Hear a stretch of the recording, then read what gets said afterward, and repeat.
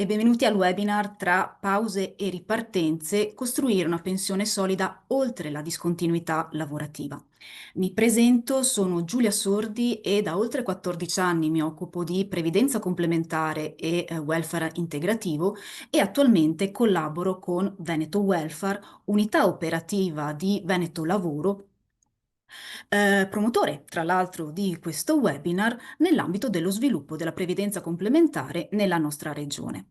Cedo quindi subito la parola al direttore di Veneto Lavoro, Tiziano Barone, e alla dottoressa Silvia Cavallarin, coordinatrice di Veneto Welfare, per un primo saluto e un'introduzione ai lavori. Grazie. Grazie Giulia. Io sono Tiziano Barone, sono direttore di Veneto Lavoro e eh, nel saluto iniziale volevo in particolare ricordare come è importante poter presidiare il tema della pensione complementare, perché è cambiato radicalmente da alcuni anni l'esigenza e soprattutto la possibilità che la gamba pubblica, la prima gamba pensionistica, possa garantire una qualità della gestione degli anni terminali della vita. L'allungamento dell'età da una parte, le carriere lavorative spezzettate e problemi di bilancio nel finanziamento del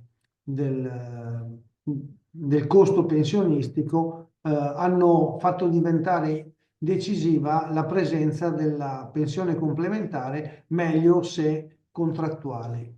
C'è da dire in particolare poi che l'esigenza di una pensione complementare, soprattutto nella parte femminile, è importante, perché la lavoratrice regolarmente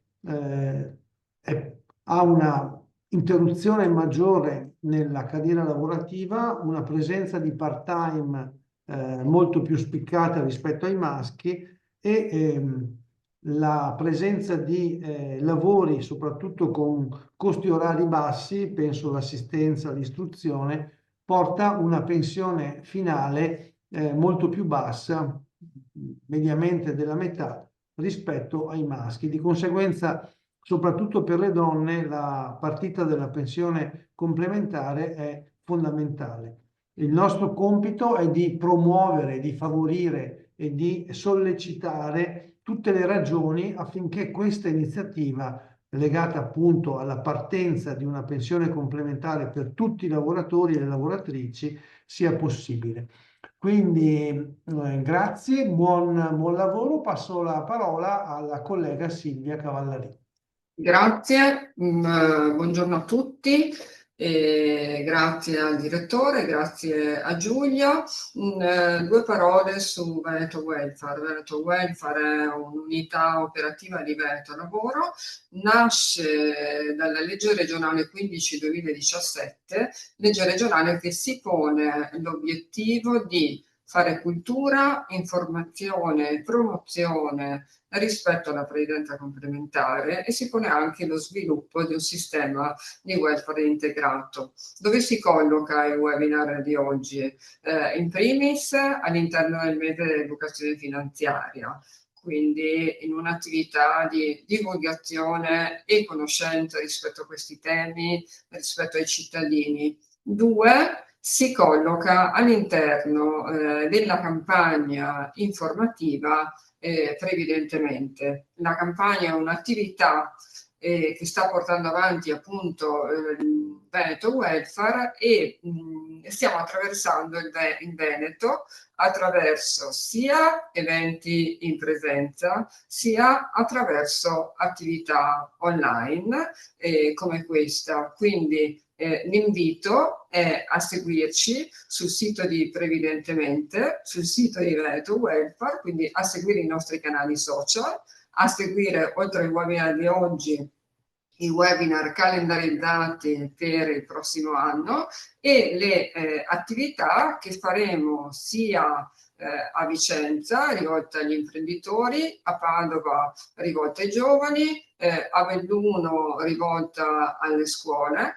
E per noi, insomma, questo è un momento molto importante di sensibilizzazione e di cultura. Quindi un ringraziamento va anche a Solidarietà Veneto, al dottor Paolo Stefan, e con Solidarietà Veneto condividiamo un progetto di educazione finanziaria previdenziale all'interno delle scuole. Grazie e buon lavoro a tutti.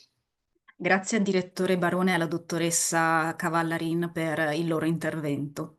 Probabilmente molti di voi si saranno chiesti perché appunto all'interno del mese dell'educazione finanziaria e in particolar modo all'interno della settimana dedicata alla previdenza abbiamo scelto di dedicare questo spazio ai percorsi lavorativi non propriamente lineari, caratterizzati magari da periodi di inoccupazione prolungata o impegni di carattere part-time, volontario o involontario che siano.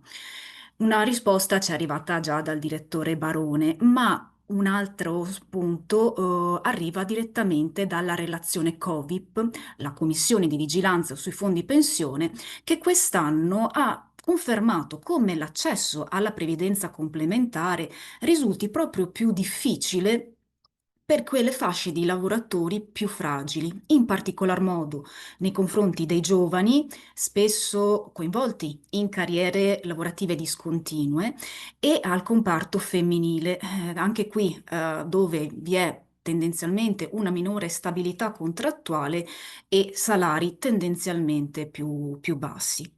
Condizioni che rendono, almeno sulla carta, più difficile l'accesso alla previdenza complementare, proprio però per quei lavoratori per cui un'integrazione previdenziale è più richiesta, è più necessaria. A questo dobbiamo poi fare riferimento al livello di educazione finanziaria presente nel nostro paese e che gioca un ruolo fondamentale su tutta la partita. Se non si riconoscono i rischi ai quali ci si espone, finanziari o previdenziali che sia, tendenzialmente si ha più difficoltà a individuarli e a trovare delle possibili soluzioni per affrontare questi momenti di difficoltà o di disagio. Oggi cercheremo quindi di approfondire questo scenario e di capire perché conoscere a fondo o comunque avere un certo livello di conoscenza sulla previdenza pubblica e sulla previdenza complementare sia un po' fondamentale per pianificare con serenità il proprio futuro previdenziale. Entrando quindi nel vivo dei lavori, inizieremo con l'intervento della dottoressa Barazzuol, membro dell'Osservatorio del Mercato del Lavoro di Veneto Lavoro. Seguirà poi il dottor Di Gian Leonardo di MEFOP, che già lo anticipo ci mostrerà alcune simulazioni molto interessanti su come gli effetti di alcuni eventi, pensiamo appunto a una disoccupazione prolungata o a un part-time, possono avere sugli importi pensionistici, e chiuderemo poi la tavola con Paolo Stefan, direttore di Solidarietà Veneto, il fondo pensione regionale accreditato nell'elenco delle forme di welfare collettive operanti all'interno del territorio del Veneto ai sensi della legge 15 del 2017. Prima di iniziare, due note organizzative. Come potete vedere, la chat è attiva per raccogliere eventuali domande a cui risponderemo al termine degli interventi, qualora ovviamente il tempo sia dalla nostra, sia a disposizione. Vi chiederei in questo senso di indicare anche il nome del relatore al quale desiderate fare la domanda. Poi anticipo che il materiale che proietteranno, che condivideranno i diversi relatori saranno poi messi a disposizione nel sito di Previdentemente e in quello di Veneto Welfare nei prossimi giorni, quindi fruibili poi anche in un secondo momento. Detto questo, passo subito la parola alla dottoressa Barazzuol. Buongiorno dottoressa, facendole una prima domanda. Partiamo proprio dalle basi per costruire poi tutto il ragionamento che gira attorno al webinar. Oggi qual è il livello di educazione finanziaria in Italia e in particolar modo tra giovani e il comparto femminile, le donne? Ci sono segnali di miglioramento rispetto al passato e come ci poniamo nel confronto con altri paesi europei? Prego. Buongiorno Giulia e buongiorno a tutti e a tutte, e intanto approfitto anche per caricare un po' la mia presentazione con qualche dato, insomma, che in qualche modo ci seguirà in questo breve intervento. Se dovessi dare una risposta secca, Giulia, a questa domanda, dovrei dire, come dimostrano insomma diverse ricerche, che l'educazione finanziaria in Italia è un po' un punto debole. Però di fatto mi riservo anche a dare qualche altro elemento positivo, soprattutto per giovani e donne. Però comincerei subito, insomma, a vedere due delle ricerche che si occupano un po' di analizzare e capire quanto è diffusa o meno l'alfabetizzazione finanziaria in Italia. Banca d'Italia realizza ogni 3 anni un'indagine e intervista adulti dai 18 anni in su. Loro utilizzano una scala da 0 a 20 e il punteggio che viene assegnato alla conoscenza delle questioni finanziarie agli italiani è un 10,7. Di fatto sarebbe un 5, quindi non siamo promossi da questo punto di vista. Non è un dato in realtà rassicurante, positivo. A confermarlo ci sono poi i dati anche dell'osservatorio Edufin elaborati dalla Bocconi, e anche qui la fotografia non è molto distante da quella di Banca d'Italia. L'Italia resta sotto la soglia della sufficienza e meno di 4 italiani su 10 mostrano competenze adeguate per gestire le loro risorse finanziarie e assicurative. Per rendere l'idea, è come se in una classe più della metà degli studenti prendesse un voto così basso da non essere ammesso agli esami di maturità, e questo sarebbe uno scandalo. Lo scandalo in realtà c'è, ci sarebbe nelle nostre competenze in alfabetizzazione finanziaria, ma purtroppo per tanto tempo l'abbiamo trascurato e solo adesso, con iniziative come questa o altre, ci stiamo un po' lavorando. Eurostat ci dice che l'Italia è tra i paesi con la quota più elevata di cittadini che rispondono in modo errato alle domande su questioni legate all'alfabetizzazione finanziaria. Se vedete, l'Italia si trova verso la coda dei paesi rispetto a quegli istogrammi azzurri che dicono quelli che davvero sono competenti su questi temi.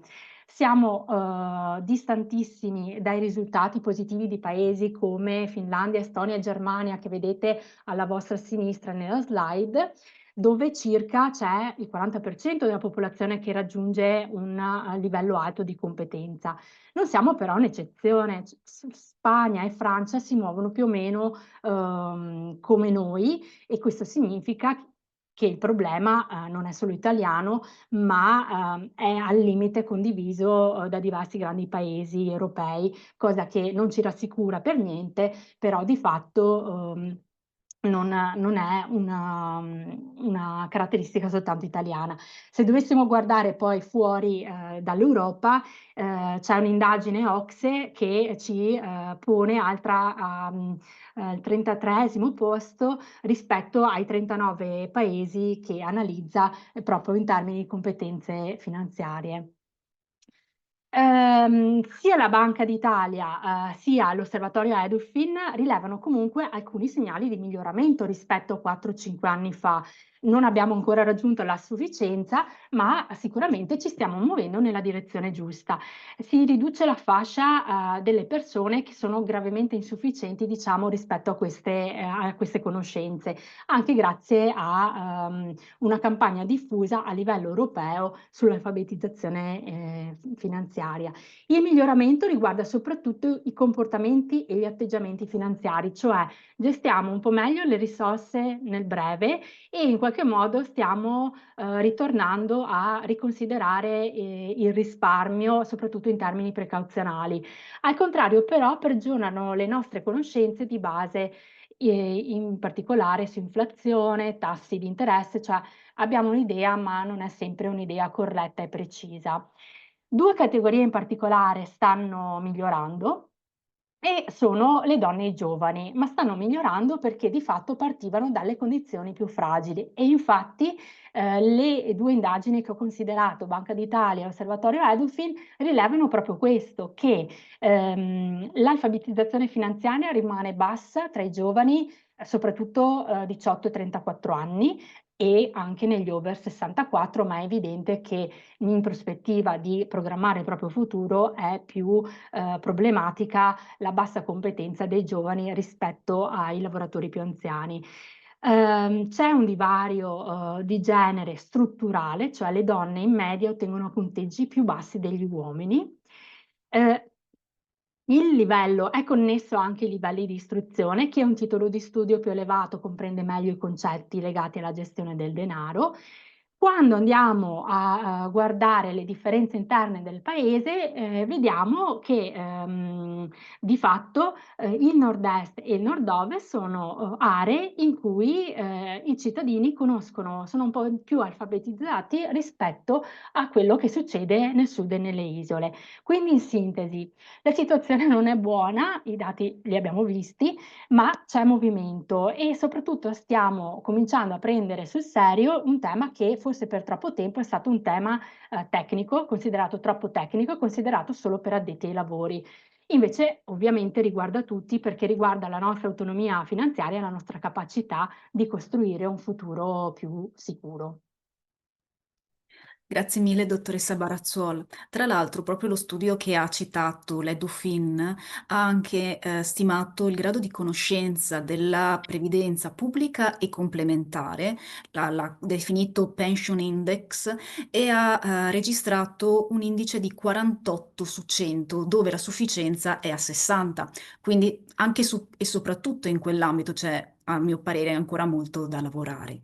Ma proviamo a spostare un attimo il nostro osservatorio sull'analisi occupazionale, che diciamo resta un po' il punto di partenza per la costruzione di un qualsiasi piano di risparmio, sia esso finanziario o anche previdenziale. In questi termini, quali sono le criticità, se ci sono, in Italia e in Veneto, se i dati sono disponibili, in termini di occupazione, precarietà ed eventualmente divari di genere? Scusatemi. Sì, affrontiamo quindi un punto che è, fondamentale, che è quello del lavoro, il tema del lavoro e cominciamo, considerando anche in questo caso qualche piccolo dato, insomma, senza, andare troppo nel dettaglio. In Veneto nel 2024, e ovviamente approfondiremo con questi dati, il tema delle donne e dei giovani nel mercato del lavoro. Nel 2024, se guardiamo il divario occupazionale, tra, donne e uomini, quello che è il cosiddetto divario occupazionale di genere, nella fascia 15 e 64 anni, è vicino a circa 16 punti, percentuali, 15,6 per la precisione, che in Veneto, che per il Veneto è un risultato migliore di quanto avviene a livello nazionale, dove il divario occupazionale è del 17,8 punti percentuali. Se guardia ecco, questo, è una buona notizia diciamo per il Veneto, però se considerate che in Europa in media il divario occupazionale è di 9 punti percentuali, ecco, anche il Veneto insomma ha diversa strada ancora da fare e allo stesso tempo, stiamo parlando comunque di un divario che rimane di 9 punti percentuali, non siamo ancora alla parità. Se adesso proviamo a ragionare fascia per fascia d'età, tra i 15 e i 24 anni il divario, tra gli occupati maschi e le occupate femmine è relativamente contenuto, è circa di 11 punti percentuali. È evidente che, questo rappresenta il fatto che sia ragazzi che ragazze studiano, moltissimi di loro studiano ancora in questa fascia d'età e quindi lavorano meno sia gli uni sia gli altri. Ma se andiamo già nella fascia 25-34 anni, quella in cui si costruiscono le proprie carriere e spesso si formano anche le famiglie, il divario salta a 18 punti percentuali. Tenete conto che l'età media delle donne alla nascita del primo figlio in Italia è di 31,8 anni, quindi siamo proprio dentro questa fascia d'età. È qui che pesano maternità e carichi di cura verso i figli piccoli. Successivamente, spostandoci ai 35-44 anni, il divario si riduce un po'. In questa fase alcune donne rientrano nel mercato del lavoro o si stabilizzano o stabilizzano la propria posizione professionale, magari anche utilizzando un part-time, utilizzando forme di lavoro che permettono di conciliare vita e lavoro. Si tratta spesso, ovviamente, di un momento in cui in qualche modo si riesce a stabilizzarsi, ehm, però a questo processo di stabilizzazione vediamo dai dati che non parte in questo momento e dura fino alla fine della nostra carriera lavorativa, perché già sui 45-54 anni questo divario, di partecipazione al mercato del lavoro tra maschi e femmine ricomincia a salire.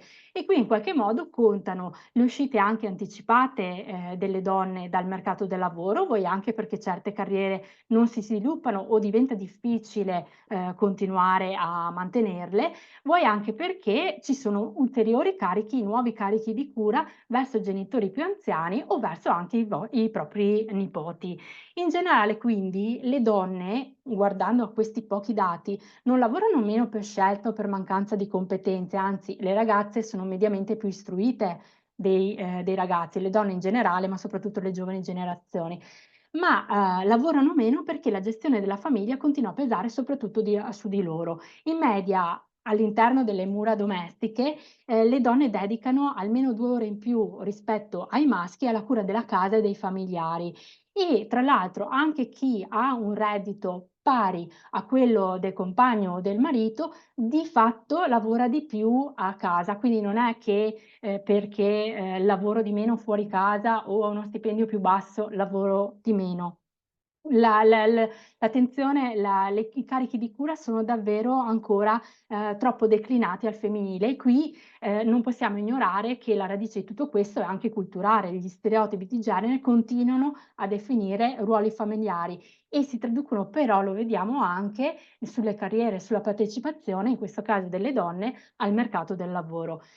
Ehm, Tutto questo ha conseguenze anche su, come diceva un po' prima il direttore, sul lavoro in sé, cioè i lavori spesso, devono essere più flessibili per le donne, ma i lavori più flessibili spesso sono anche quelli meno pagati, si trovano in settori meno competitivi, offrono meno opportunità di crescita, di carriera e poi, per le donne comunque rimane quel soffitto di cristallo in quanto rimangono spesso intrappolate, in certi ruoli senza ad accedere a ruoli di maggiore responsabilità e quindi che portano con sé anche uno stipendio, un reddito maggiore.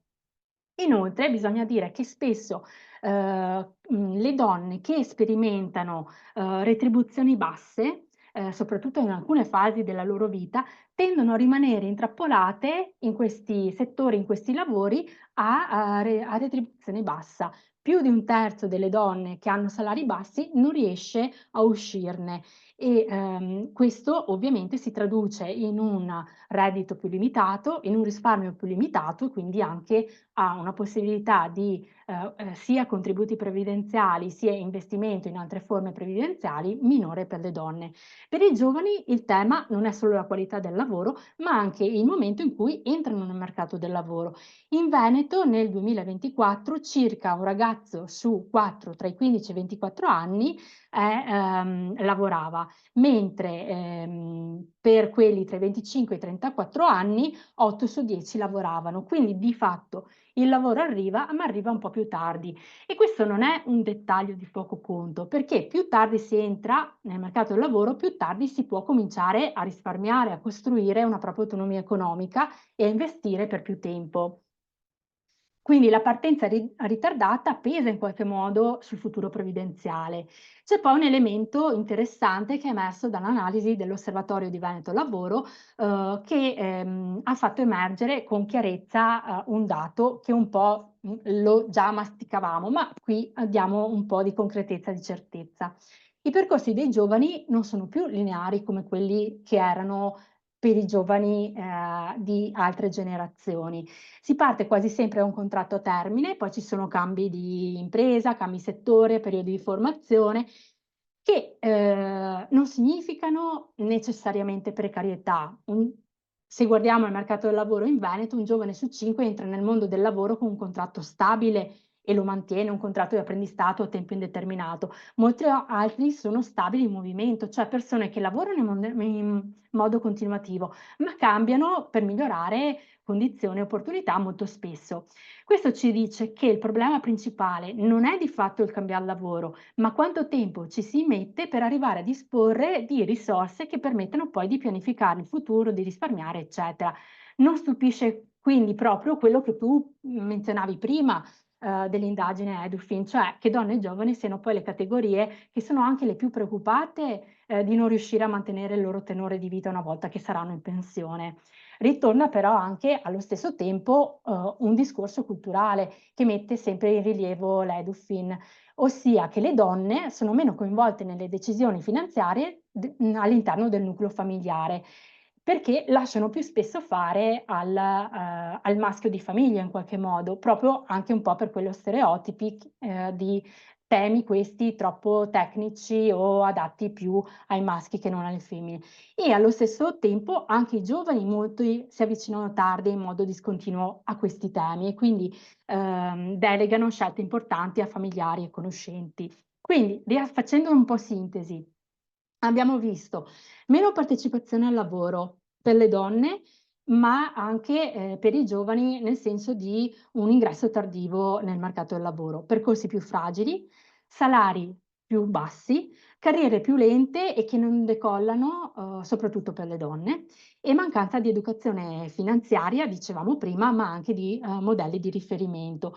Tutto questi ha un destino comune che riduce la possibilità di costruire nel tempo un percorso di autonomia finanziaria. In pratica, il divario lavorativo e quello finanziario sembrano essere proprio due facce dello stesso problema. Grazie mille, dottoressa Barazzol, per la sua analisi. Mi ritrovo molto nei dati che ha rappresentato e porto per esempio un caso mio personale. In famiglia mai si è parlato di soldi, né tra i genitori né tra i figli, quindi manca anche una cultura, secondo me, familiare di come si gestiscono i soldi, i propri risparmi, anche per trasmetterli alle generazioni future. Quindi ben vengano eventi come il mese dell'educazione finanziaria, che sia ovviamente un'occasione per ricordarselo che bisogna portare avanti questo progetto giorno per giorno. Grazie mille, dottoressa. Grazie. Coinvolgo ora il dottor Di Gian Leonardo di MEFOP, che ricordiamo è la società per lo sviluppo del mercato dei fondi pensione, istituito nel 1999 dal Ministero dell'Economia e delle Finanze e che ha lo scopo di sviluppare e sostenere il mercato della previdenza complementare. Buongiorno, dottore. Buongiorno. Partiamo da, anche nel suo caso, un dato concreto. Nonostante se ne parli sempre di più, il numero di italiani iscritti alla previdenza complementare, è ancora limitato, diciamo così. Secondo le indagini campionarie MEFUP, quali sono oggi i motivi di questa scarsa partecipazione? C'entra la mancanza di fiducia o c'è effettivamente una scarsa conoscenza sul tema? Oppure proprio le dinamiche legate al mercato del lavoro incidono anche in questo contesto? Sì, rinnovo il mio buongiorno a te e a tutti i partecipanti di questa giornata. Diciamo che MEFOP ormai da 20 anni ha una indagine campionaria che viene ripetuta quasi ogni anno, inizialmente solo sui lavoratori e negli ultimi anni su tutta la popolazione italiana. E da queste indagini possiamo dire che ormai già da diverso tempo c'è una stabilizzazione dei risultati relativamente alle percezioni a livello di conoscenza che gli italiani hanno sulla previdenza, sia quella pubblica sia quella complementare. Innanzitutto chiediamoci quanti sono coloro che aderiscono alla previdenza complementare. Il dato che vediamo qui rappresenta il tasso di adesione di chi ha risposto al questionario, ovviamente, comunque ponderato rispetto alla popolazione italiana, e che mostra che siamo sotto un quarto degli italiani. Se guardiamo solo i lavoratori, anche i dati Covip ci dicono che siamo intorno al 38% di adesione. Se guardiamo solo i lavoratori, se guardiamo tutta la popolazione italiana, ovviamente come è ovvio, fra i lavoratori c'è una maggiore adesione rispetto ai non lavoratori. L'aspetto che però emerge fortemente è che c'è un forte divario in termini di adesione fra uomini e donne. L'abbiamo già visto prima con i dati che sono stati mostrati, le donne non solo hanno, diciamo, un maggior tasso di occupazione, un minor tasso di occupazione, ma anche se andiamo a vedere l'adesione alla previdenza complementare, vediamo che c'è una differenza di circa 10 punti percentuali, quindi le donne tendono ad aderire di meno alla previdenza complementare. Non solo le donne, ma anche i giovani tendono ad aderire di meno. Vediamo infatti che i tassi di le adesioni si concentrano maggiormente nelle classi d'età fra i 45 e i 54 anni. Fin da subito c'è stata questa tendenza di vedere aderire a un fondo pensione non tanto chi ne aveva più bisogno, cioè più giovani che avevano, che come insomma magari vedremo dopo, hanno subito maggiormente gli effetti delle riforme che hanno insomma modificato e hanno ridotto la copertura della previdenza pubblica. Soprattutto hanno aderito quelli più con un'età più avanzata, intorno ai 45-54 anni, e che magari avevano ancora già una copertura previdenziale di primo pilastro accettabile, ma che hanno visto maggiormente la convenienza e anche l'interesse ad aderire a un fondo pensione. È interessante, ecco, capire quindi perché non si aderisce, come chiedevi tu prima, ci chiediamo ma perché le persone non aderiscono alla previdenza complementare. Abbiamo quindi chiesto a chi ha scelto di non aderire perché appunto non hai avuto interesse verso la previdenza complementare. Il dato che emerge ormai da diverso tempo, sempre più forte, è la percezione di non avere la capacità di risparmiare abbastanza per aderire a un fondo pensione. Si percepisce un fondo pensione quasi come un lusso, nel senso che mi è capitato tante volte, anche parlando con amici che non avevano esperienza nel campo, che ritenevano di non avere abbastanza risparmi e capacità di risparmio per risparmiare normalmente, figuriamoci per la pensione, senza sapere che in particolare nel mondo dei dipendenti il risparmio nella previdenza complementare è abbastanza semplice, non che si possano risparmiare grandi somme, ma comunque si può avviare un accumulo di risorse grazie anche al contributo datoriale e all'accumulo del TFR nel fondo pensione, che consente insomma, con una certa costanza di costruire un patrimonio che al termine della vita lavorativa potrà portare ad avere una buona copertura aggiuntiva rispetto a quella della previdenza pubblica. Quindi manca proprio la conoscenza di come funziona il sistema di previdenza complementare. Eh, appunto, il ritenere di non essere in grado di risparmiare abbastanza è la ragione che maggiormente porta a non aderire a un fondo pensione, in particolare come vediamo per le donne, dove la percentuale da 35 sale al 38%.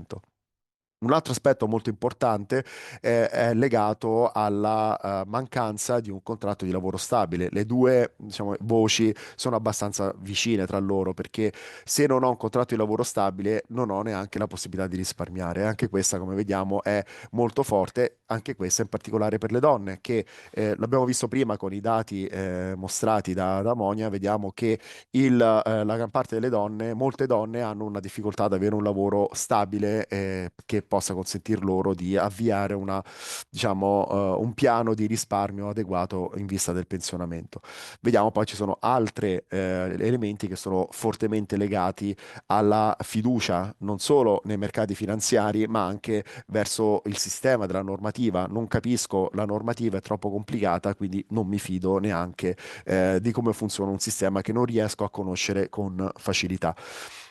Questi dati sono molto interessanti se andiamo ad approfondire il perché le donne non aderiscono alla previdenza complementare, perché poi vediamo che quando chiediamo alla popolazione come ritieni che sarà la pensione pubblica futura? Sarà adeguata o meno alle tue esigenze quando andrai in pensione?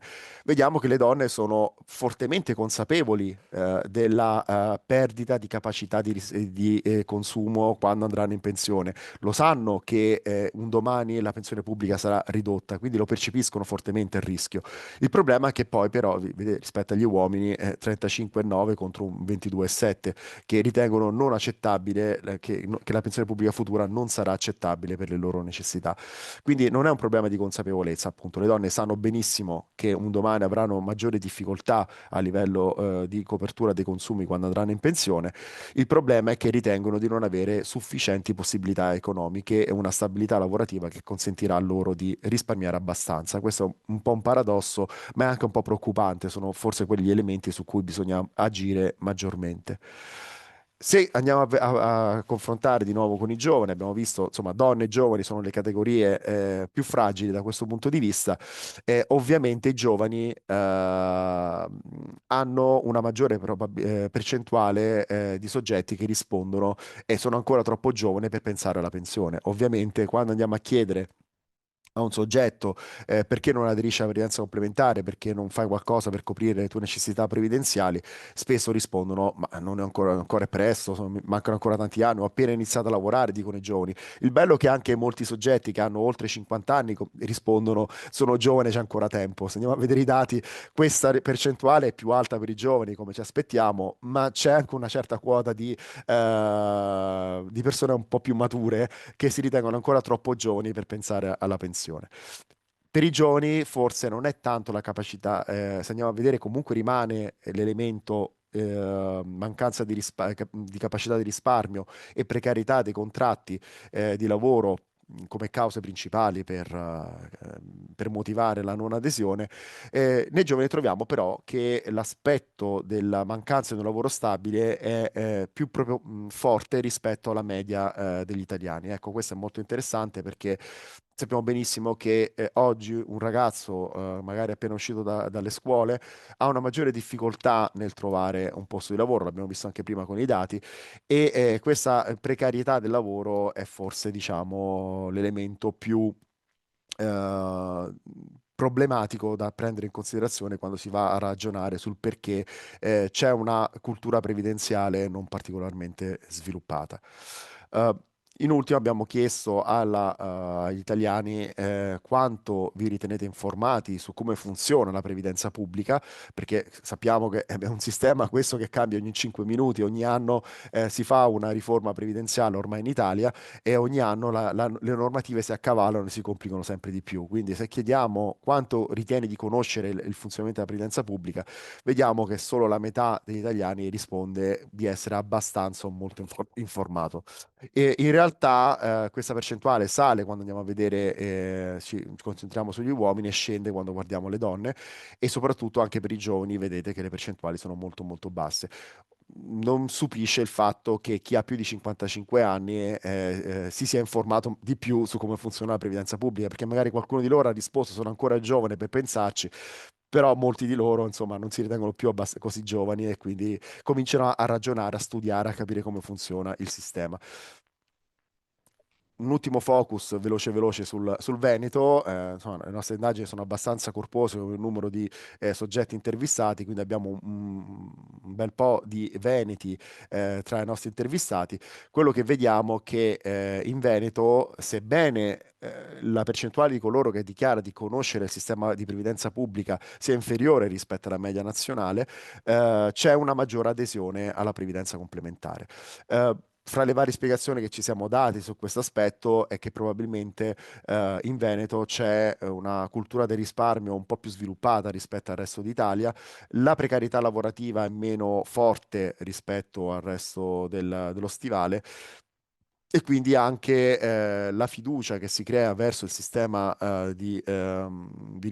privato, quindi della previdenza privata, che è quella dei fondi pensione, c'è una maggiore fiducia appunto in questi strumenti rispetto a strumenti pubblici come l'INPS o le casse di previdenza dei professionisti. Quindi probabilmente nel Veneto c'è una maggiore percezione dell'utilità di queste forme di risparmio privato, anche se magari la conoscenza è leggermente ridotta rispetto a come funziona il sistema pubblico, sebbene insomma siamo sempre sulla metà degli intervistati.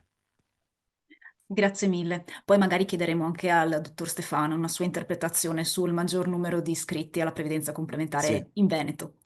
E mi ha particolarmente colpito il dato quello relativo ai soggetti che dichiarano di non fare un fondo pensione perché non hanno le disponibilità, che era il 31%, ma diciamo quello che mi ha un po' fatto alzare il sopracciglio è che il dato poi raggiunge quasi un 40% nei confronti delle donne, un po' si spiega con quello che ci siamo detti, effettivamente se c'è una difficoltà nel crearsi un'occupazione, diciamo la previdenza complementare forse è anche l'ultimo dei pensieri.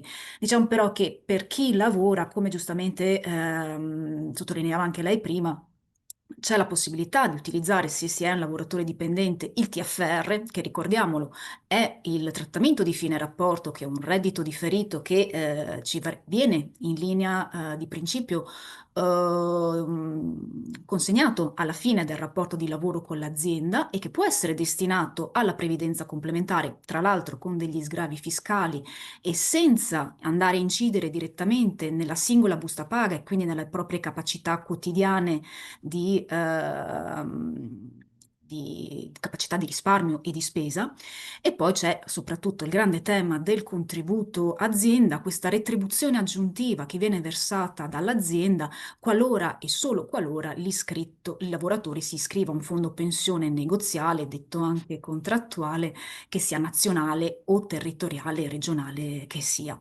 Quindi sono elementi che dovrebbero essere presi in considerazione, ma che poi magari cadono nei grandi falsi miti legati alla previdenza complementare, come per esempio, sì, tutto bello, però dopo io non posso più prendere i miei soldi finché non raggiungo il pensionamento, cosa che lo anticipiamo, non è vera e se ci sarà tempo, magari lo approfondiremo appunto anche con il dottor Stefan o nelle domande qualora appunto avete qualche curiosità al riguardo. Ma torno da lei, dottora Di Gian Leonardo, e apro un attimo un ragionamento.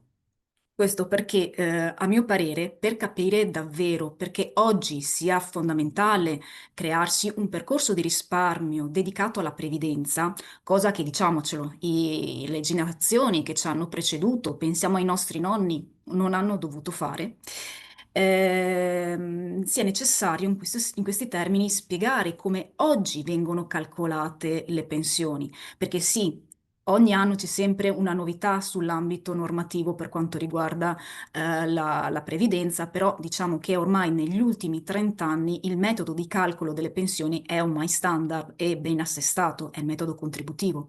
Quindi vuole introdurcelo e, come anticipavo prima, illustrarci le simulazioni che ha fatto? Sì, sì, certamente. Effettivamente le ultime riforme previdenziali hanno toccato maggiormente i requisiti di accesso alle pensioni, piuttosto che cambiare i metodi di calcolo. Però è anche bene capire perché ci sono state queste riforme e cosa ha causato la necessità per l'Italia, ma non solo per l'Italia, perché è un problema ormai diffuso in tutto il mondo. Fino all'altro giorno, ricordiamo, insomma, in Francia quanto insomma, le problematiche ci sono state con gli scioperi, perché si continua a parlare della necessità di cambiare i requisiti di accesso alle pensioni. Perché la Francia ha gli stessi problemi dell'Italia, non dimentichiamolo, solo che lì insomma sembra un po' più difficile. Comunque vediamo, la gran parte delle riforme è legata al fatto di come funziona il finanziamento delle pensioni, nel senso da dove arrivano le risorse che l'INPS o comunque gli enti previdenziali utilizzano per erogare le pensioni a chi non sta lavorando più. Ci sono diverse tipologie, e i fondi pensione sono sistemi a capitalizzazione perché appunto i contributi che noi versiamo nel fondo rimangono nel fondo, vengono investiti e poi ci vengono restituiti al momento del pensionamento, quindi ciò che versiamo è nostro e rimane lì, ma la previdenza pubblica in quasi tutto il mondo funziona invece a ripartizione. Che cosa vuol dire? Noi oggi siamo dei lavoratori, lavoriamo, produciamo uno stipendio, un reddito e una parte di questo reddito lo versiamo all'ente previdenziale. L'ente previdenziale, l'INPS in generale, non trattiene queste risorse, non le conserva come fa invece un fondo pensione, ma le trasferisce direttamente nello stesso periodo a chi non sta lavorando più. In altre parole, i contributi che io verso mese per mese all'INPS vanno a finire direttamente nelle tasche di mio padre per pagare a lui la pensione. Questo è come funziona un sistema di ripartizione, c'è un trasferimento nello spazio dei contributi previdenziali. Ora, perché io devo accettare questo? Ovviamente perché voglio bene a mio padre, sono felice che lui abbia una pensione anche ora che non sta lavorando più, però perché una generazione deve accettare di pagare le pensioni a una generazione che non sta lavorando più? Perché allo stesso tempo compra un diritto, acquista un diritto di avere essa stessa una pensione quando smetterà di lavorare. Pensione pagata da chi? Da chi domani lavorerà. Questo è un sistema a ripartizione che si fonda fortemente sull'equilibrio tra quello che io pago in un periodo e quello che l'ente previdenziale deve erogare in quello stesso periodo. Quindi non c'è un rapporto diretto tra quello che io verso, i miei contributi, e quello che io otterrò. Ci può essere un rapporto che viene stabilito dalla normativa, è la legge che dice quanto devo versare di contributi e quanto otterrò di pensione e soprattutto quando otterrò questa pensione. Il diritto però non necessariamente richiede che la mia pensione sia legata a quanto io ho contribuito, perché la mia pensione sarà pagata non con i miei contributi, ma con i contributi di chi non lavora, di chi lavorerà quando io sarò pensionato. Ecco che infatti in passato la pensione aveva un meccanismo di calcolo, un metodo di calcolo che veniva definito retributivo. In altre parole, la pensione che io ottenevo era legata non a quanto io avevo contribuito, ma semplicemente era una percentuale del reddito che avevo percepito negli ultimi anni prima del pensionamento. Questa percentuale era tanto più alta quanto più era elevato il numero di anni per cui avevo lavorato. Quindi c'era forse un legame tra quanto avevo contribuito, ma più che il quanto era per quanto tempo avevo contribuito. Più anni avevo contribuito al sistema, più elevata era la mia pensione. Più o meno, se vogliamo semplificare, ogni anno di lavoro mi dava un 2% di una media dei miei ultimi redditi. Questo sistema è stato in vigore fino al 1995, anche se poi ha continuato ad avere i suoi effetti fino ad oggi. Ancora vediamo qualcuno che ha in parte questo metodo di calcolo. Nel 92 c'è stata una prima riforma pensionistica che non ha cambiato il metodo di calcolo, ma è intervenuto su qualche parametro di calcolo e soprattutto sull'indicizzazione delle pensioni, cioè ha ridotto il tasso di crescita delle pensioni, non tanto il loro livello di partenza. Nel 95 invece un altro governo tecnico, quello di Dini, ha proprio modificato completamente il metodo di calcolo delle pensioni, introducendo il metodo contributivo. Il metodo contributivo, come dice la parola, non basa la pensione che io otterrò su quella che era la mia retribuzione prima di andare in pensione, ma su quanti contributi ho effettivamente versato. Come funziona? Banalmente, quando io verso un contributo all'INPS, questo contributo va di nuovo in tasca a mio padre, io non viene conservato, ma c'è contabilmente l'INPS segna su una tabella i contributi che io ho versato. È solo un aspetto contabile, non un aspetto effettivo, perché non c'è un vero e proprio accantonamento, perché il sistema rimane sempre a ripartizione. Tuttavia, quando io andrò in pensione, si prenderà la mia tabellina, si vedranno quanti contributi ho versato nel corso degli anni, li rivaluterò tenendo conto del tasso di crescita del PIL, quindi dell'economia italiana, e alla fine io avrò un gruzzoletto virtuale, perché non esiste questo gruzzolo, come ho detto prima, però questo ammontare, questa somma mi verrà erogata per tutto il resto della mia vita tramite un pagamento periodico. Somiglia un po' a come si comporta un fondo pensione, perché anche il fondo pensione accumulo e poi mi verrà restituito quando sono andato in pensione, ma non è una capitalizzazione vera, è sempre soltanto virtuale. Sembra un conto corrente, ma non lo è. È solo come calcolo che somiglia a un conto corrente. Questo meccanismo, questo metodo contributivo, di calcolo ha reso da un lato più complicato capire quella che sarà poi la mia pensione futura, perché mentre prima era abbastanza semplice, il mio reddito quando andrò in pensione è pari a X, più o meno lavorerò a 40 anni per 2 fa 80, avrò l'80% di quelle ultime somme. Quindi era abbastanza facile pianificare e ragionare su quello che poteva essere la mia copertura. Con un metodo contributivo questo è totalmente più complicato, perché dipende da tutta la mia vita lavorativa, non soltanto dall'ultima fase, e quindi rende più difficile immaginare cosa potrò ottenere una volta che finirò di lavorare. D'altro canto, tendenzialmente il metodo contributivo riduce, a parità di vita lavorativa, riduce la pensione che io otterrò un domani. Con il metodo retributivo le pensioni erano più elevate, con il metodo contributivo le pensioni tendono a ridursi. tranne casi particolari. Attualmente ormai sono 30 anni che esiste il metodo contributivo di calcolo, quindi sebbene il meccanismo sia entrato in vigore gradualmente, perché dal 95 ad oggi abbiamo avuto persone che mantenevano ancora il metodo retributivo, anche se parzialmente, ormai diciamo la gran parte delle persone ha la pensione calcolata quasi esclusivamente con il metodo contributivo. I retributivi, chiamiamoli così, sono andati scemando nel corso degli anni. Ora, vediamo un po' un esempio numerico, vediamo cosa vuol dire avere un metodo contributivo. Facciamo un esempio, ve lo dico subito, è un esempio di studio perché poi ci torneremo. Non guardiamo adesso alle ipotesi che ho posto. Immaginiamo un soggetto che ha 25 anni, inizia a lavorare adesso, ad oggi, ha una retribuzione buona di 40.000 euro che cresce un po' oltre l'inflazione e lavora per tutta la sua vita, non ha buchi contributivi. Ora, questo soggetto con una retribuzione di questo livello e con una costanza lavorativa riuscirà ad andare in pensione un domani più o meno verso i 67 anni. Considerate che oggi ne bastano 64, che però cresceranno in base all'aumento della speranza di vita, ossia questi requisiti vengono incrementati ogni 2 anni per tener conto di quanto si vive di più rispetto al passato.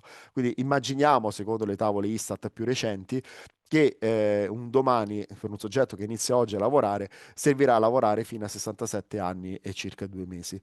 Il suo tasso di copertura, insomma, il suo tasso di sostituzione, cioè il rapporto fra la pensione che otterrà al momento del pensionamento e il suo ultimo reddito, sarà intorno al 75%. Attenzione che in realtà fino a che non raggiunge i 70 anni, che è la pensione di vecchiaia, la pensione sarà leggermente più bassa, però a regime immaginiamo che arriverà al 75%, quando la pensione raggiungerà il suo livello basilare e il suo livello, diciamo, completo.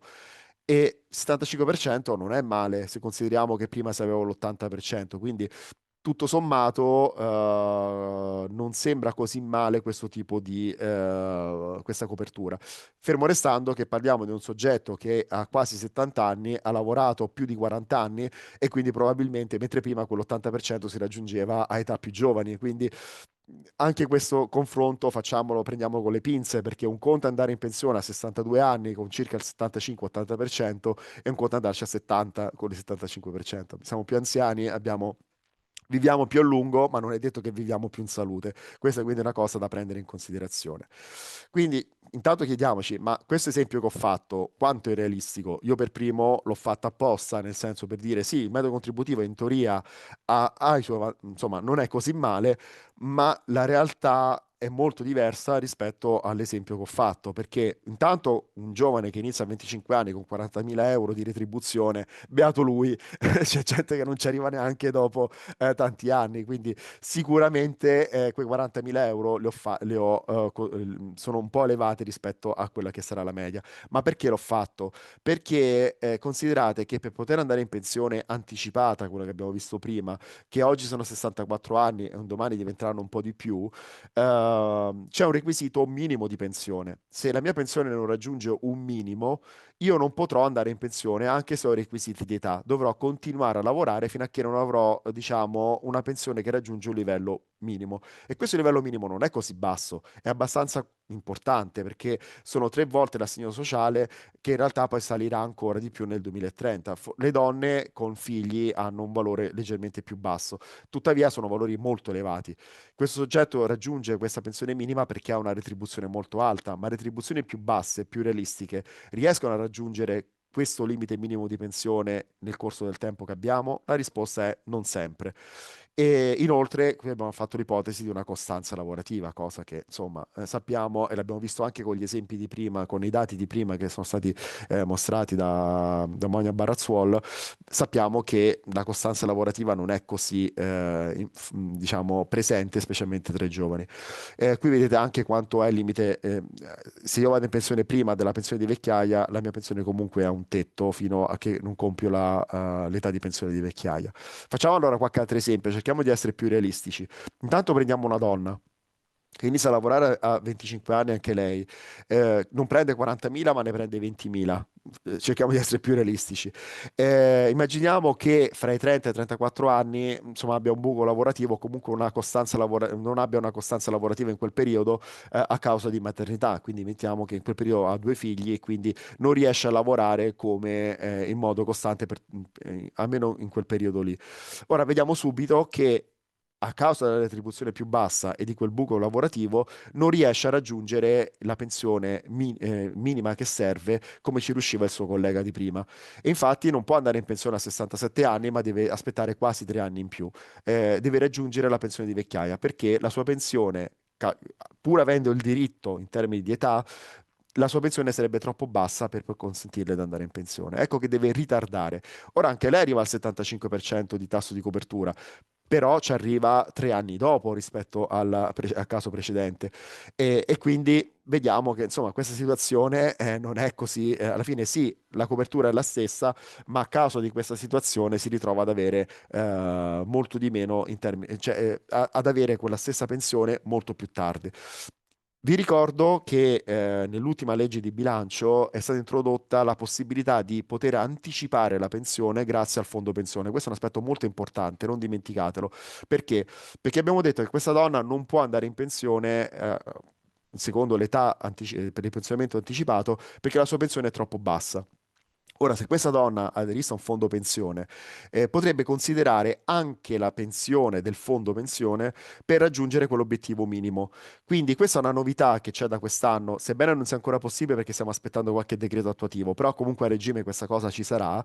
Considerate che grazie al fondo pensione può compensare il fatto di avere una pensione troppo bassa per poter uscire prima. Quindi aderire i giovani a una previdenza complementare consentirà un domani di non subire questo ritardo della pensione causato dal fatto di avere una pensione pubblica troppo bassa, perché potrò considerare nel valore minimo della pensione non solo quella pubblica, ma anche quella del fondo. Quindi questo è un aspetto molto importante, poi magari, insomma, se volete di queste cose ne parliamo di più.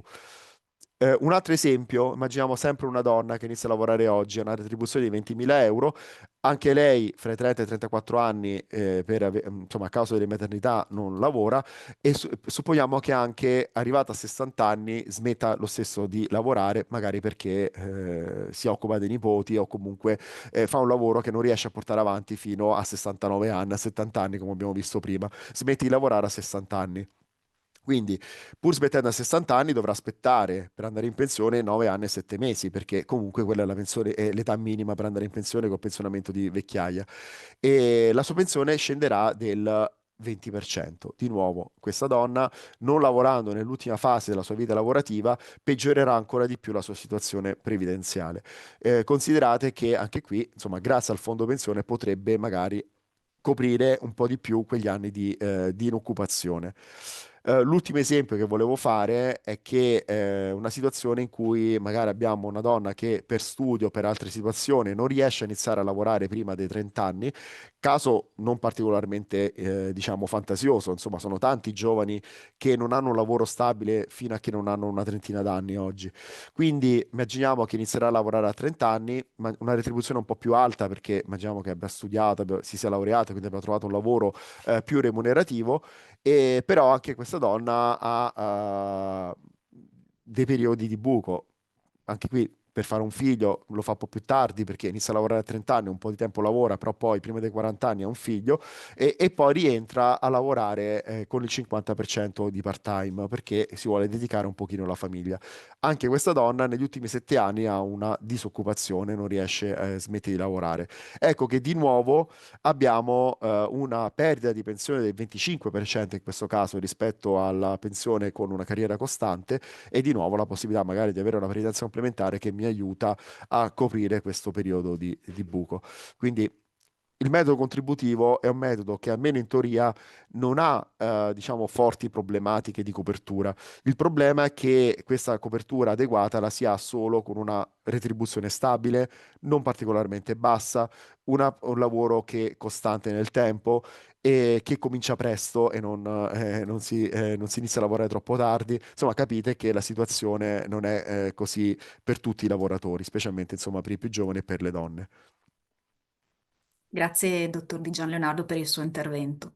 Chiudiamo questa prima parte del webinar passando la parola al direttore Stefan di Solidarietà Veneto. Buongiorno. Eccomi qua, buongiorno. Guardando alla nostra regione, quali sono i dati di partecipazione dei Veneti alla previdenza complementare e, diciamo, dall'Osservatorio di Solidarietà Veneto, in che misura il livello di educazione finanziaria incide sulla scelta di iscriversi o meno ai fondi pensione e anche magari a fare delle valutazioni su variabili, come la scelta della linea di investimento? Sì, mi permetto di condividere qualche slide anch'io, spero si veda bene. E in effetti forse prima di parlare di solidarietà Veneto, dell'esperienza specifica del Fondo Pensione Territoriale, forse è anche opportuno fare proprio un quadro di quello che noi vediamo, quello che gli studi ci dicono rispetto magari alla propensione al risparmio o alla cultura previdenziale nella nostra regione. Mi permetto prima di così rispondere un po' a questa sollecitazione di fare una piccola presentazione su chi è il Fondo Pensione Solidarietà Veneto, che è un fondo pensione nato qui in questa nostra regione 35 anni fa e oggi è il fondo largamente più diffuso nella regione con 170.000 iscritti, 20.000 aziende associate e 2 miliardi, quasi 3 miliardi ormai in prospettiva di patrimonio. Un fondo che grazie alla chiave della multicategorialità, quindi consente l'adesione ai lavoratori dipendenti di numerosissimi settori, oltre che ai lavoratori autonomi e a tante figure anche di lavoro discontinuo, penso proprio ai lavoratori interinali, somministrati e così via, ha saputo crescere facendo della multicategorialità e della capillare presenza sul territorio una leva importante nel suo percorso. Solidarietà Veneto, tra l'altro, ha abbracciato ormai nel 2022, attraverso la propria politica di sostenibilità, gli obiettivi ONU, i goals, diciamo così, dell'ONU, fra i quali sappiamo c'è anche quello del colmare il gender gap, quindi tutto sommato nella nostra attività, sia per quanto riguarda gli investimenti, sia per quanto riguarda l'azione sul territorio, si interviene tenuto conto soprattutto, non soltanto per quanto riguarda il gender gap, ma cercando di insistere sui punti di debolezza del sistema della previdenza complementare. Detto questo, e andando un po' alla domanda, sappiamo che in Italia, è già stato detto, quindi non mi ci soffermo, ci sono dei punti di debolezza per quanto riguarda la previdenza complementare. I giovani, la distribuzione per genere, potremmo aggiungerne un altro che non è stato toccato, magari sarà l'occasione per per un altro approfondimento, ma la presenza, per esempio, di iscrizioni nelle piccole o nelle grandi imprese. Quindi abbiamo la geografia, il sesso, l'età, ma anche dove lavori, perché la previdenza complementare sappiamo è molto più forte nella grande impresa piuttosto che nella piccola impresa. Non solo, c'è anche una forte correlazione fra livelli di reddito e adesione alla previdenza complementare. I dirigenti normalmente sono tutti iscritti ai fondi di previdenza complementare, non così magari accade quando i redditi sono più bassi. E qui anche l'approfondimento meriterebbe di essere fatto riguardo al sistema fiscale italiano, chiedendoci chi aiuta di più il sistema fiscale italiano, le figure più deboli dal punto di vista reddituale o quelle più forti? Forse la domanda è retorica, ma la lascio così agli interlocutori, eventualmente poi approfondiamo. Mentre invece per quanto riguarda la nostra regione, ecco, scorro velocemente queste slide perché sono temi già trattati dai colleghi. Quello che forse merita di essere sottolineato è questo aspetto. Anzitutto, noi lavoriamo, per fortuna, Solidarietà Veneto lavora in un'area fortunata, nell'area d'Italia dove, l'aveva accennato Luca poco fa, ma lo confermo, gli studi relativi alla conoscenza delle argomentazioni finanziarie ci dicono che il Veneto è la regione d'Italia con il più alto livello di conoscenza delle tematiche finanziarie. Evidentemente non è stato sufficiente a salvarci da 2 crisi bancarie che certamente sono nella nostra memoria, però sicuramente è un fatto positivo che ci accomuna peraltro a tutto il nord-est d'Italia. Primo punto di vantaggio. Interessante correlazione anche quella che si può osservare in questa slide relativamente alla propensione al gioco d'azzardo degli italiani, che è molto bassa nelle regioni del nord-est e in particolare in Veneto. Quindi in Veneto si è più propensi al risparmio che ad andare in altre direzioni per quanto riguarda la gestione del denaro, e sono degli elementi evidentemente collegati tra di loro. L'ultimo aspetto peculiare del Veneto ce lo dà la Commissione di Vigilanza. La Commissione di Vigilanza sui fondi pensioni ci dice che i tassi di partecipazione alla previdenza complementare nelle regioni del Trentino Alto Adige e del Veneto sono fra i più elevati d'Italia. La terza regione, per la verità, è la Valle d'Aosta, e queste 3 regioni sono accomunate, guarda un po', dal fatto di avere un fondo pensione territoriale operante. Segue il Friuli Venezia Giulia di nuovo, quindi abbiamo questa combinazione di elementi, no? Maggiore sensibilità, maggiore propensione al risparmio nel nord-est in generale, con l'aggiunta nel Trentino Alto Adige e nel Veneto di un fondo territoriale. Beh, ecco, quindi sono stati posti tanti problemi da risolvere, e qui forse proviamo a vedere se qualche strada per risolverne qualcuno, non tutti, la possiamo intraprendere attraverso l'esperienza del fondo pensione territoriale. Approfondisco da questo punto di vista soprattutto il tema della discontinuità femminile, no? Ci è stato spiegato prima bene da Monia il fatto che le differenze di partecipazione nella previdenza complementare sono figlie della differente struttura del lavoro per quanto riguarda uomini e donne nel nostro paese. Quindi un fondo pensione non ha la capacità, non ha naturalmente la forza di andare a insistere su tematiche che sono culturali, economiche, estese, ma può comunque fare qualche cosa. Dunque le donne lavorano meno per i motivi che sono stati detti, contribuiscono meno, quindi evidentemente avranno già in punto di partenza una posizione previdenziale nella previdenza complementare meno elevata degli uomini. Ci sono anche degli ulteriori elementi piuttosto interessanti legati all'avversione al rischio, non sono stati toccati precedentemente, quindi magari li approfondiamo adesso. E c'è un tema per quanto riguarda la previdenza complementare che è quello anche dell'aspettativa di vita. Quindi non mi soffermo di nuovo sui motivi, sono stati già riportati, per cui magari arriva minor contribuzione femminile ai fondi pensione e c'è minor partecipazione. Vi riporto, così, questo per condividerlo, magari il quadro della partecipazione uomini e donne in Veneto, a Solidarietà Veneto, che è una partecipazione che vede prevalere le donne, ma è legata soprattutto all'adesione contrattuale.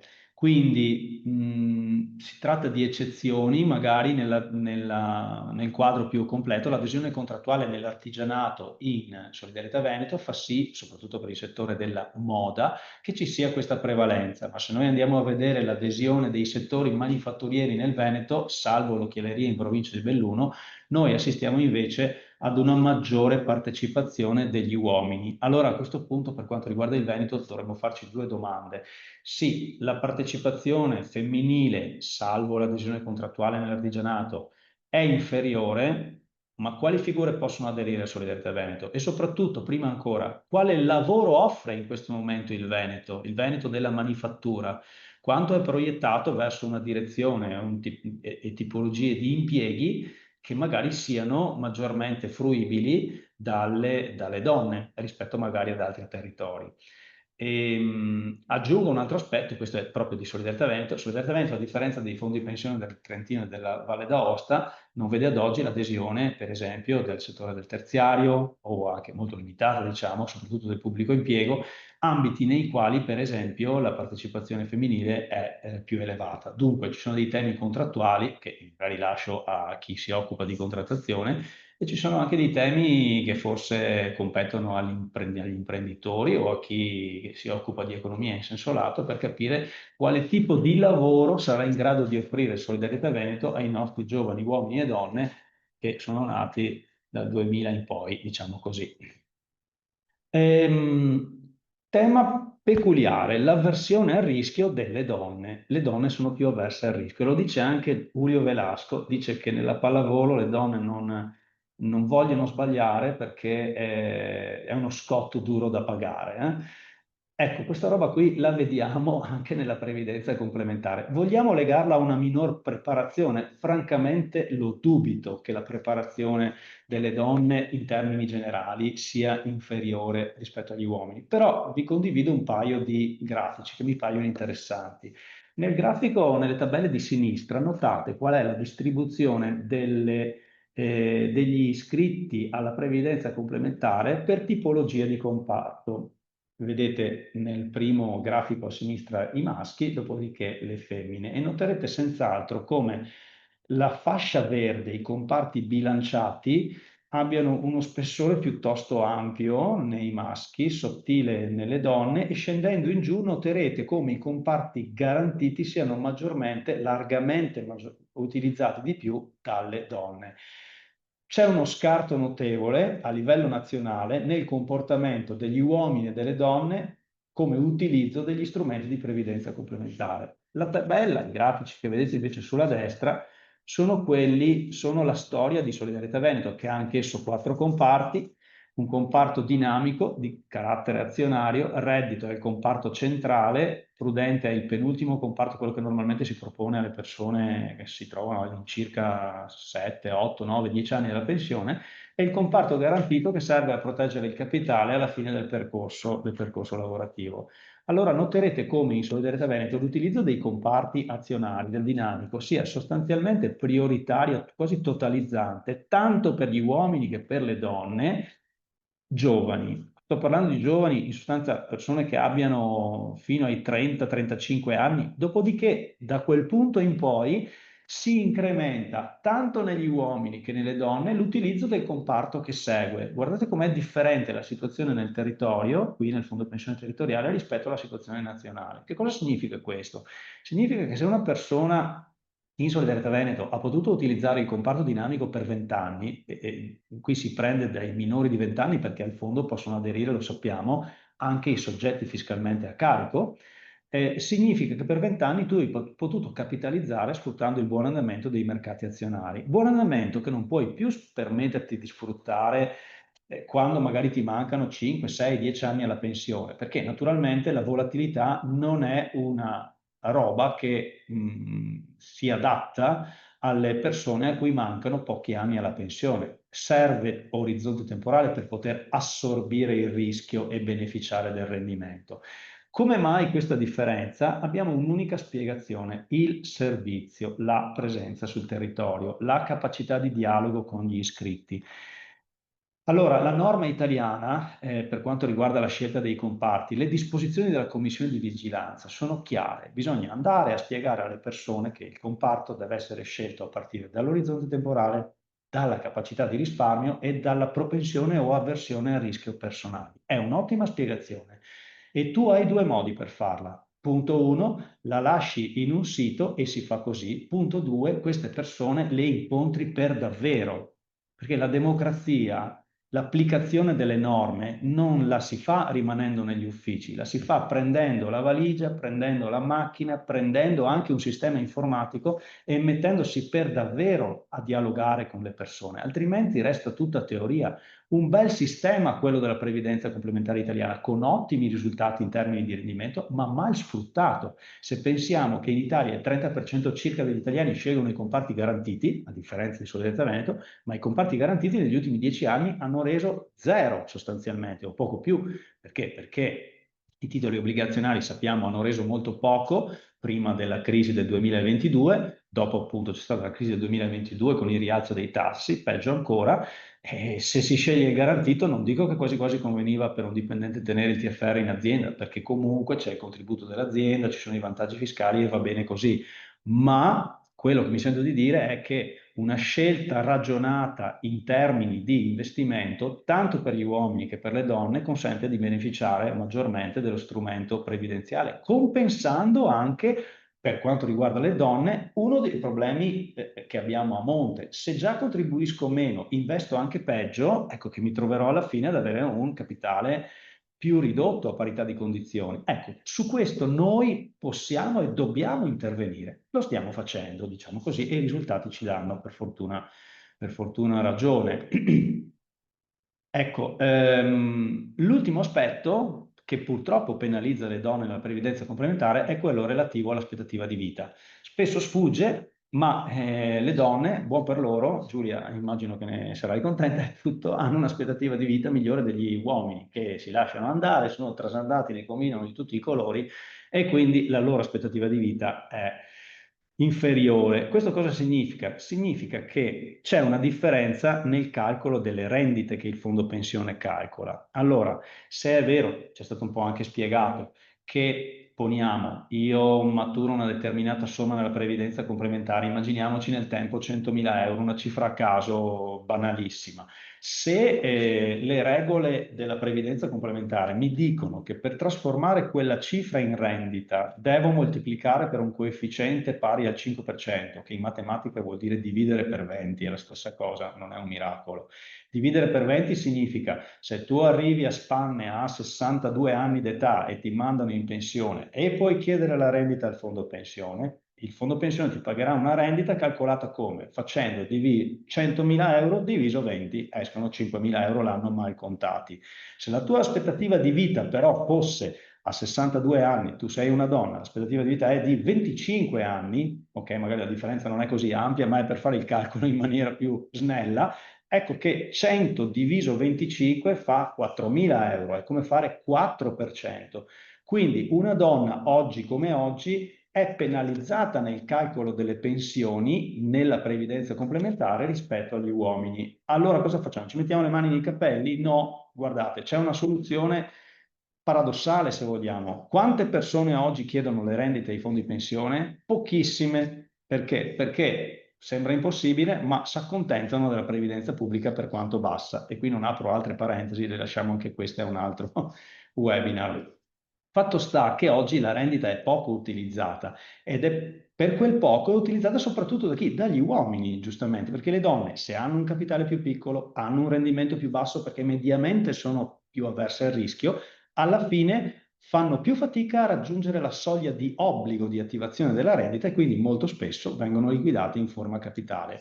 Tuttavia, anche questo è un tema che in prospettiva dovrebbe essere preso in considerazione. Se giungeremo a un giorno, a un mondo perfetto nel quale la previdenza complementare, i fondi pensione verranno per davvero utilizzati per fare la pensione complementare, ecco allora che un elemento di solidarietà fra uomini e donne nella costruzione delle rendite potrebbe avere un senso, perché oggi se stabilissimo, se solidariamente come altri fondi pensione, stabilisse l'unificazione dei coefficienti, andrebbe a creare una solidarietà tra uomini e donne di cui le donne non hanno bisogno perché non utilizzano la rendita. Quindi gli uomini si penalizzerebbero da soli per mettere a disposizione un qualche cosa che non è neanche percepito come utile. Io però, siccome lavoro qui ormai al fondo da quasi 20 anni, mi sono stufato di non pagare tante pensioni, dato che ci chiamiamo fondo pensione, mi piacerebbe molto che arrivassimo a questa altezza, al fondo che paga tante pensioni. Ecco allora che, a mio modo di vedere, forse non solo a mio modo di vedere, un passaggio di tipo solidaristico a questa altezza potrebbe avere una sua utilità. Un altro passaggio nel quale dunque la previdenza complementare può fare qualcosa per colmare le differenze che si creano a monte. Ecco quindi, questo è un po' quello che noi vediamo per quanto riguarda la questione gender gap e soluzione, come dicevo prima, è l'attuare la democrazia economica. La finanza si fa dialogando nel territorio, portando informazione, consapevolezza e pianificazione previdenziale. La cosa vale anche per i giovani, ma mi fermo qua, non so se sono andato lungo rispetto alla tua sollecitazione, Giulia, poi magari di giovani parliamo adesso. Sì, nessun problema. Diciamo che abbiamo ancora un po' di tempo e invito chi è collegato, se ha piacere, di scriverci le domande al quale potremo rispondere appunto nella parte finale del nostro incontro. L'intervento del dottor Stefan ci ha dato sicuramente una serie di spunti. Speriamo che un allenamento alla Velasco ci aiuti a raggiungere analoghi risultati, ma adesso concentrandoci su appunto i giovani. Negli ultimi anni possiamo dire che le modalità di ricerca e di fruizione delle informazioni da parte di questa categoria di lavoratori è completamente cambiato, se non rivoluzionato. Se infatti rimangono ancora ben presenti i canali classici di interlocuzione come banche e assicurazioni, l'avvento del social network, diciamo, hanno creato nuovi spazi di discussione sulla gestione del denaro, del risparmio e della previdenza stessa. Quindi, secondo il vostro punto di vista, in che modo questo cambiamento sta, diciamo, evolvendo l'approccio dei giovani alla previdenza complementare e come un fondo pensione come Solidarietà Veneto potrebbe cogliere questo spunto per dialogare in modo magari diverso con i cosiddetti nativi digitali? Beh, allora, che dire, noi, Solidarietà Veneto, è molto, molto contento del tipo di relazione che non da oggi, che da qualche anno si è aperta con i giovani. Considerate che beh, i tassi di crescita del fondo territoriale trovano analogie a livello nazionale unicamente con i prodotti previdenziali di carattere privato. Questo è un fatto per noi di vanto. Naturalmente fa anche pensare perché, nonostante i prodotti privati siano maggiormente costosi e nonostante che nel lavoro dipendente chi sceglie il fondo negoziale ha diritto al contributo dell'azienda, sono ancora molte le persone, anzi sono la maggior parte le persone che scelgono i fondi di emanazione privata. Detto questo, gran parte di questa crescita che Solidarietà Veneto vede è proprio figlia delle adesioni dei giovani. Da almeno 5 anni a sta parte, l'età media delle adesioni a Solidarietà Veneto è di 35 anni. Nell'anno 2025, piglio l'ultimo, abbiamo raccolto circa 10.000 adesioni, metà di queste sono di under 35. Beh, io credo che possiamo considerare gli under 35 giovani, no? Io perfino qualche volta credo che perfino quelli oltre siano giovani, ma mi illudo ormai poco.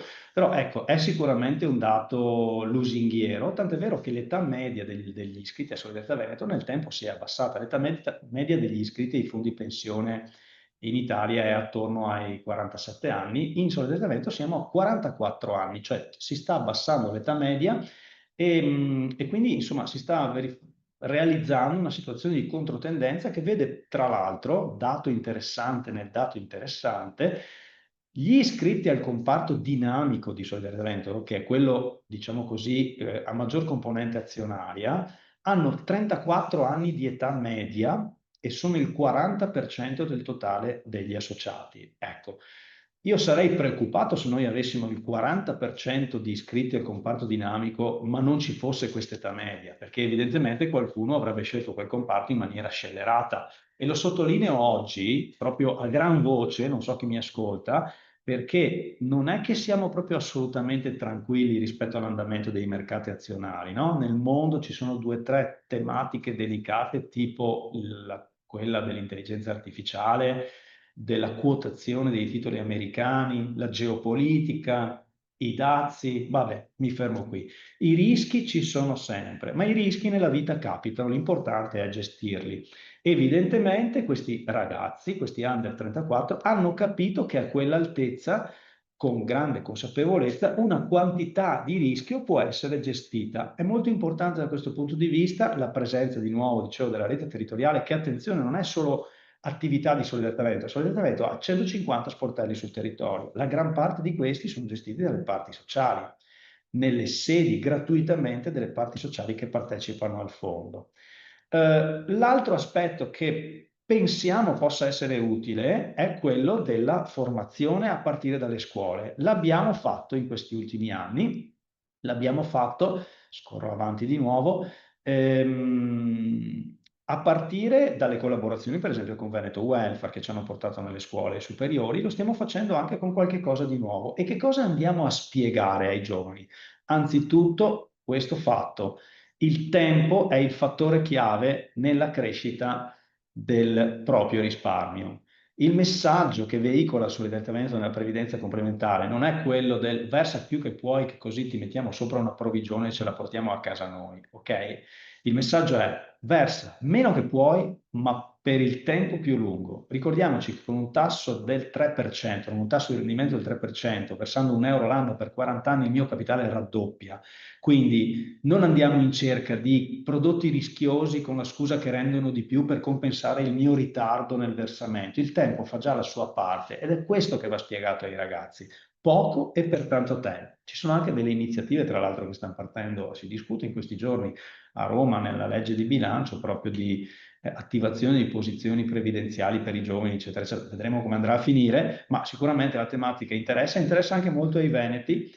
In solidarietà ci sono circa 5.000 iscritti come soggetti fiscalmente a carico. I più attenti da questo punto di vista sono i bellunesi, forse proprio per il fatto che in provincia di Belluno si osserva la maggior partecipazione femminile al fondo pensione, soprattutto nel settore dell'occhialeria.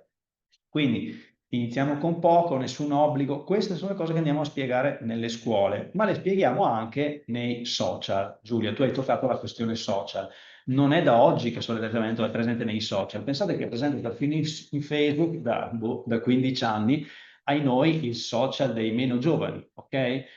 Però è stato anche il primo fondo pensione d'Italia ad attivare il proprio canale su TikTok, nel quale siamo operativi. Vi sembrerà impossibile, ma su TikTok non ci sono soltanto fesserie o balli e cose estemporanee, ma c'è perfino la finanza ed è molto seguita. Osservate per esempio, ci vengono a proporre qualche volta di fare degli spot in TV. Ecco, la TV forse non è proprio esattamente il canale attraverso il quale parlare di finanza e previdenza ai giovani. Questo canale ci sta dando dei risultati che sono quelli che vi ho rappresentato precedentemente. Qui c'è anche il mio collega Fabrizio, per qualcuno che magari l'ha incrociato, bravissimo uomo TikTok. Dite anche la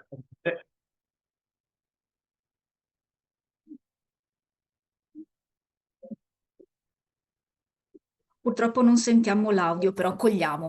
Chiedo scusa, lo trovate su TikTok per davvero, se passate di lì mettetevi mi piace. Dicevo prima, l'iniziativa con Veneto Welfare dello scorso anno è stata molto appagante perché ci ha permesso di incontrare 1.500 ragazzi delle scuole superiori. È chiaro che Solidarietà Veneto si muove in questo contesto, tra l'altro investe istituzionale in qualità di fondo accreditato in Veneto Welfare, ex legge 1517, quindi non è che andiamo a fare pubblicità di Solidarietà Veneto, si va a parlare di previdenza complementare. Molti di questi ragazzi prenderanno 1.000 vie, quindi stiamo regalando formazione a persone che prenderanno 1.000 strade.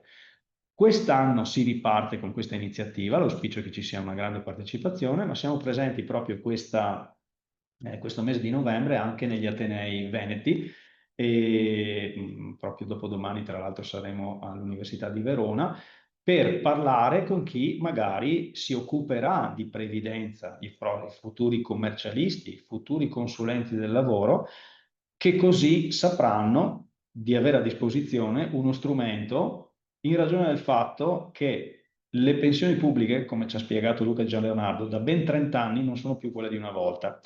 E se non sono più quelle di una volta, quello che una volta si immaginava essere unicamente un diritto, il diritto alla pensione, oggi è anche un progetto di risparmio. È bene cominciarlo presto e fare le fondamenta belle e solide, così viene più facile dopo. Grazie direttore e grazie a tutti i relatori di oggi che invito a riaccendersi con il video per un saluto collettivo, ma anche perché sebbene abbiamo pochissimi minuti a nostra disposizione, è arrivata una domanda che anticipo. È una domanda, servirebbe un altro webinar e in realtà ci sarà, quindi è un webinar dedicato che sarà programmato il prossimo gennaio, è dedicato proprio ai vantaggi legati alle aziende che, diciamo, devolgono il TFR a dei propri dipendenti alla previdenza complementare. Faccio questa domanda flash al direttore Stefan, se riesce a riassumerla in pochi minuti, anche se il tema è molto, molto, molto lungo. E la risposta, la domanda, dice: quanto costa all'azienda l'iscrizione di un dipendente al fondo pensione complementare? Quali vantaggi o svantaggi avrà un'azienda il cui dipendente decide di iscriversi al fondo? È qui, vero Giulia, dovremmo dedicarci un po' di tempo in più, però parto da quello che qualche volta ci viene detto dalle aziende, negli ultimi anni soprattutto. Qui noi abbiamo osservato un grosso cambiamento.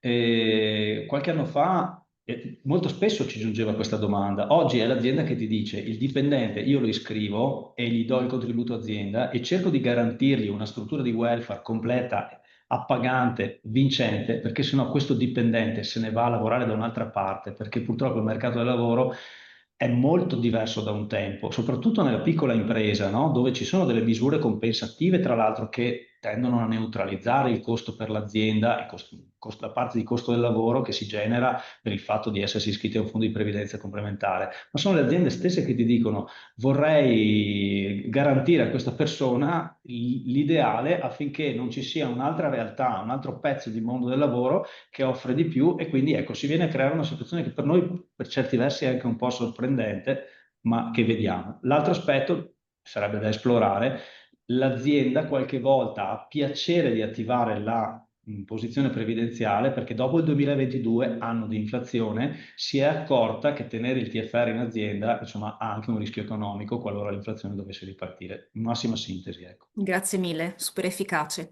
C'è una seconda domanda, sempre per il direttore Stefan, che chiede il nome del divulgatore social. C'è il collega, il collega, perché vorrebbe proporlo alla figlia sedicenne al quale sta cercando di indirizzarla all'educazione finanziaria. Quindi, Allora, la nostra pagina su TikTok di Solidarietà Veneto, basta scrivere Solidarietà Veneto e viene a galla. Lui è Fabrizio Borile, splendido polesano, ma trasversale, buon divertimento. esatto, diciamo che proprio per vedere i contenuti a Sì, cura di Fabrizio è necessario accedere al profilo di Solidarietà sì. Veneto. Quindi sono le 13, siamo stati super puntuali e questo era un obiettivo anche del nostro webinar, quindi colgo l'occasione per ringraziare nuovamente tutti i referenti e per ricordare che il materiale che abbiamo visto oggi e anche la registrazione dell'evento saranno nei prossimi giorni disponibili sia sul sito di Previdentemente che sul sito di Veneto Welfare. Detto questo, vi auguro buon pranzo, ma soprattutto un buon futuro previdenziale a tutti. Buongiorno e grazie. Grazie mille, buongiorno. A Buongiorno. presto.